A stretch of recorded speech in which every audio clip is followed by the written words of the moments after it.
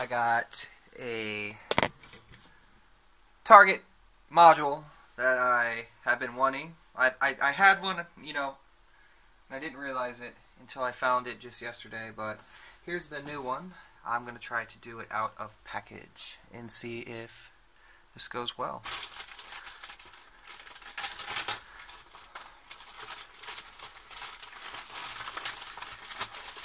You don't need to see where I get it from. My little secret.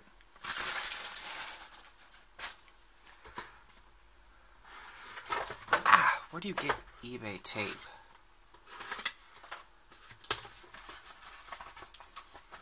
Alright. Let's move this razor out of the way so I don't cut myself. This is a Type-2 immobilizer for Mopar. This should be like a 2000-ish neon on Earth. Fuck. I gotta grab a tool. I think this might work. Okay. And so now I've got to flip it.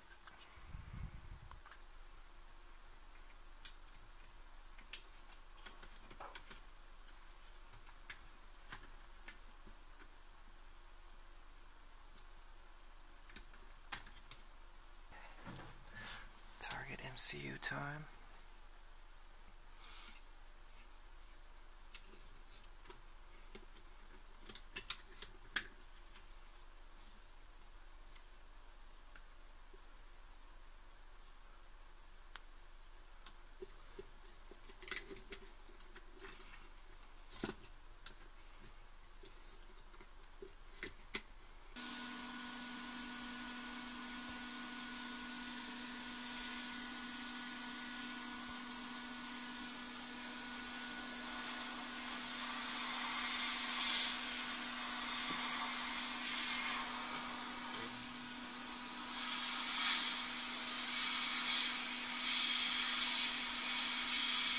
Still nice and gooey.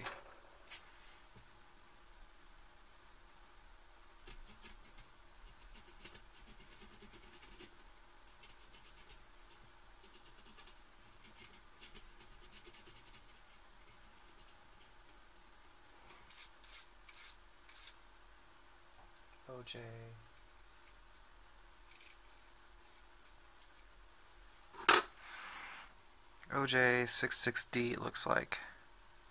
Yeah, this thing was so freaking dirty.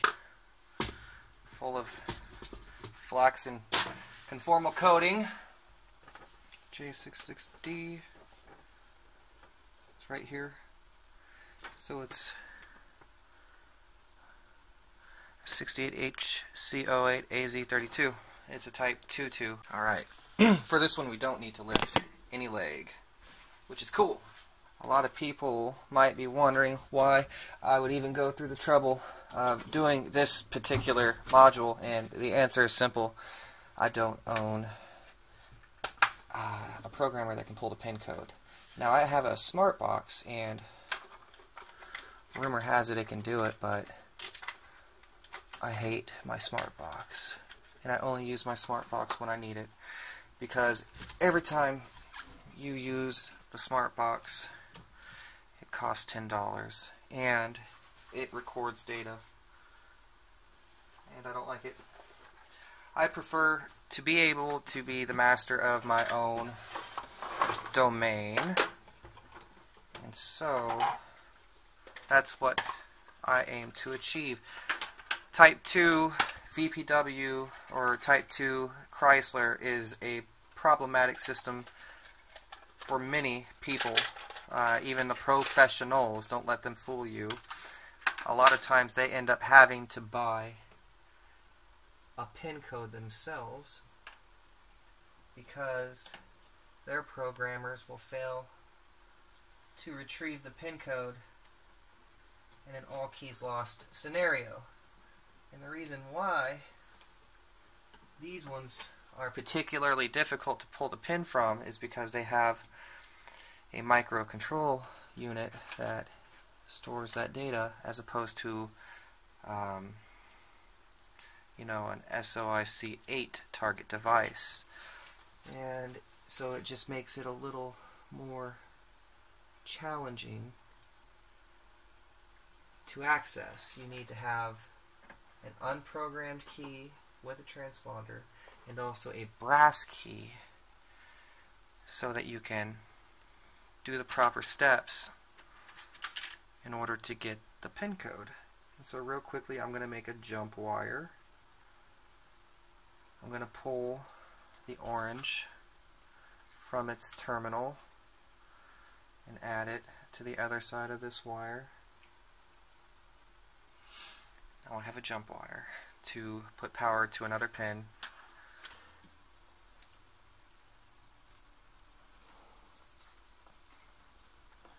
These wires love to tangle. Alright, pin 2 gets violet.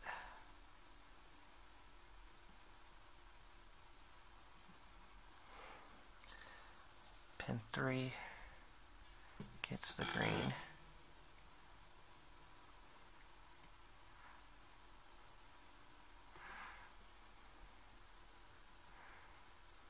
Sorry, whenever I'm at a zoom and real close to my board, the smallest movements look like they're moving a lot.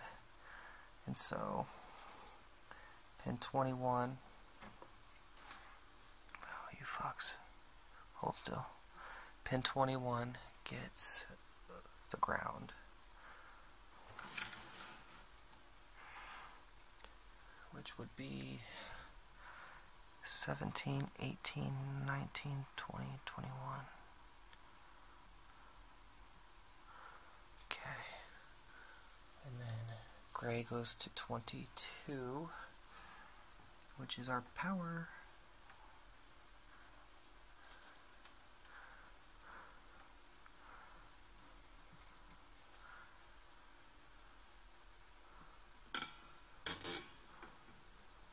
Hold still magnifier.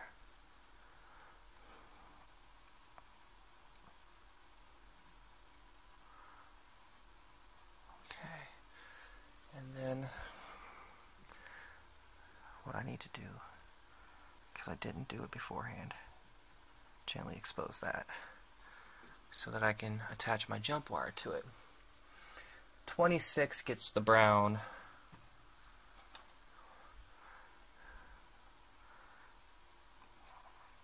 23, 24, 25, 26.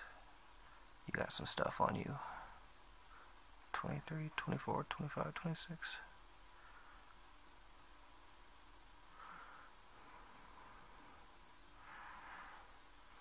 Okay.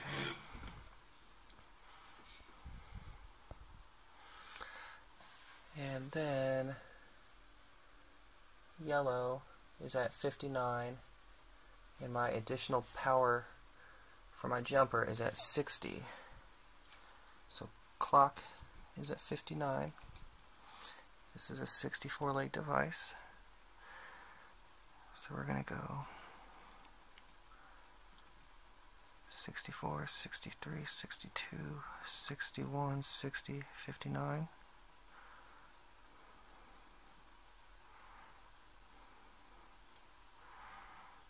And then we're going to hook up the jumper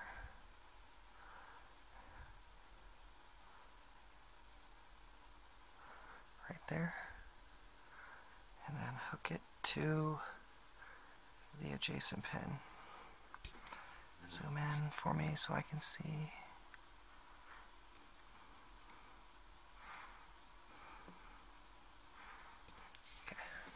Hopefully that works. And what I failed to do, which will probably bite me in the ass, is I forgot to start up my EEPROM program. Please light green. Green. Now we're going to put this in 1, 2, 3, 4, 5, 6, 7, 9, 10. Okay, let's see if that'll... all fit in. 680 8 AZ32. Okay, so we're going to do HC08 AZ32. Cool. So that's set. We're going to turn the ACOM on. We're going to hit Z1.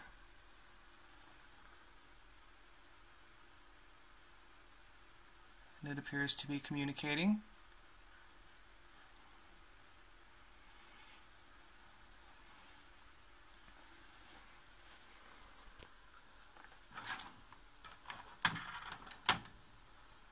I'm going to plug in Tango, hopefully.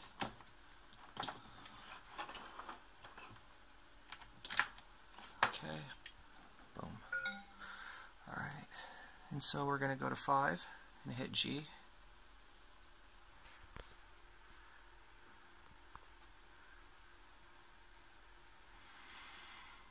I did a terrible solder job on this one. I will practice more. Stupid mistake. I didn't look at the board properly. Just stupid. But it's a practice one, so that's what you call investing in yourself. So it's going through all the byte locations, reading, and then it's going to compare against its first result to verify it. That's what you get when you press G instead of 3 and then 8. G does the 3-8 function just in one swoop.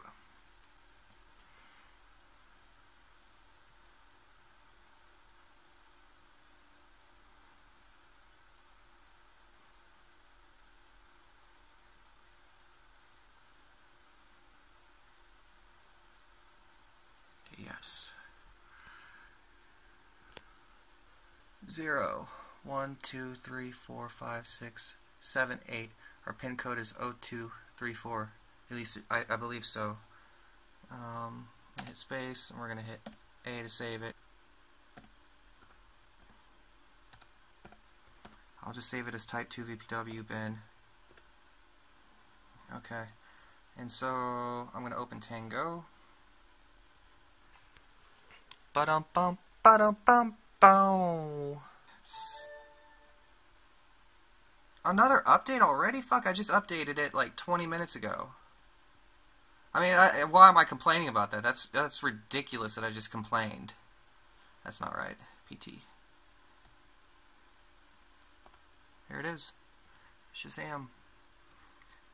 Motherfucking Zam. Oh, it had 4 keys. 0, 2, 3, 4. Woo, woo, woo! Yeah! Yeah! Yeah! Oh, so, why is this so cool to me? Well, let me tell you real quick. Okay. So, what I can do now is if I'm in the middle of nowhere, I'm talking Remotesville, nowhere, USA, I can EEPROM this with an AR32 that is connected to a waterproof and damage-resistant tough book. Okay, so that's cool. What are you going to program it with, Jareth? Anything thereafter. Anything. CK100, whatever the hell I want to. As long as I can pull the binary file and just look into it, then I can find the pin code. I don't need a dealer. After that, anything. You know, I become self-sufficient. 1 second, wait. I'm just right over here. And so, that affords me the opportunity to do a bunch of different shit. So now, I can put in an LKPO2, and I can write a key 5 to this if I so wanted to. We'll say write, and it's an LKPO2. Okay. Unused portions only. Emulation. Okay, so okay. So the LKPO2 is going to clone it. It's going to clone out. It's going to emulate. I gotcha. I gotcha, fool. Well, we'll do key 4 then. Okay. Oh, it's working. Uh-oh. There it goes. Boom. It's still in there. What do we got? It's key 4. What? Cloning out at key 4. Lose your key? Psh, no big deal. I just found it. Oh, I love it. So, there it is. Now, I mean, what? What now? We don't have to do anything really. Aside from me, you know, poorly desoldering the board, which I was rushed, I was excited. Now I've got it out of my system. Now I know what to do. Now I know it works. Now I know, thank you to a certain person who probably doesn't want to be named in my video, I know where this pin code is located. So I can read this in circuit. I don't have to hot air it. I don't have to do anything. And the reason why I hot aired it in the beginning is so that it was a clean device. You get the legs will have the conformal coating over them. You put flux over it, and then you hot air it, and it causes the flux to basically burn off the conformal coating. It's cheating. It's lazy. It's not even necessary, but I do it for practice just to test it, and it works. Conformal coating pen would work perfectly fine out in the field. In fact, that's what I would use. I'd be a minimalist. So, anywho, that is a Type 2 VPW done with AR32 in circuit. And for what it's worth, John at AR Labs is offering classes at Just Cars this coming April. So I highly recommend you go to that class. Why is it beneficial aside from being self-sufficient? MVP Pro or Smart Code or Smart Pro uses a token to pull the pin code and a token to program the key. That's a lot of money. Now I can retrieve the pin code myself.